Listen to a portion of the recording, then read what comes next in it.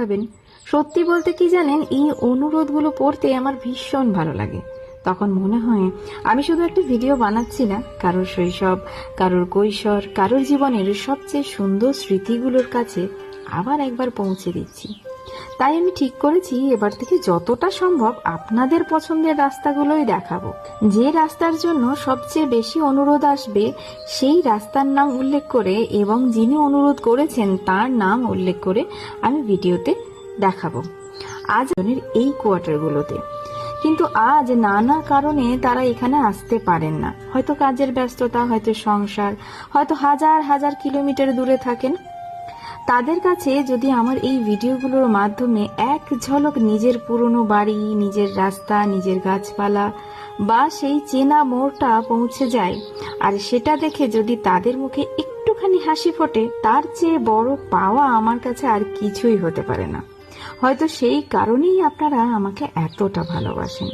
তবে শুধু যারা এখানে থেকেছেন তারাই নয়, অবাক লাগে এমনও অনেক মানুষ আছেন যারা কোনটা দেখতে তারাও এই শহরের প্রেমে পড়ে গেছেন। ভাবুন তো, একটা শহরের প্রতি ভালোবাসা যদি শুধু গল্প আর কিছু ছবির মাধ্যমে মানুষের মনে জন্ম দিতে পারে, তাহলে এর চেয়ে বড় আনন্দ আর কি হতে পারে?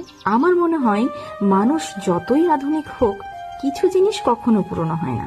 যেমন একসময় আমরা রেডিওতে গল্প শুনতাম, শ্রুতি নাটক শুনতাম, শুধু একটা কণ্ঠস্বর শুনেই নিজের মনে পুরো একটা পৃথিবী তৈরি করে নিতাম।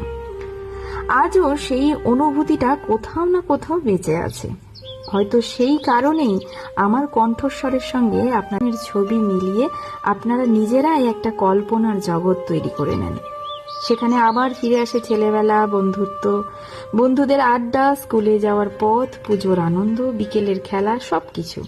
হয়তো সেই স্মৃতিগুলো কখনো কখনো মন খারাপও করিয়ে দেয়, তবুও মানুষ সেই স্মৃতির কাছে বারবার ফিরে যেতে চায়, কারণ স্মৃতির টাইমটাই আলাদা। তাই আপনাদের ভালোবাসা আর এই নস্টালজিয়ার পথ চলা যেন এভাবেই চলতে থাকে। আর এখন আপনাদের জন্য একটা ছোট্ট অনুরোধ, আপনারা কোন কোন রাস্তা দেখতে চান বা আপনাদের কোয়ার্টার নাম্বার কত ছিল, সেই কোয়ার্টারগুলো আজ হয়তো আর আগের মতো নেই, কিন্তু সেখানে ফেলে আসা স্মৃতিগুলো আজও ঠিক আগের মতোই জীবন্ত।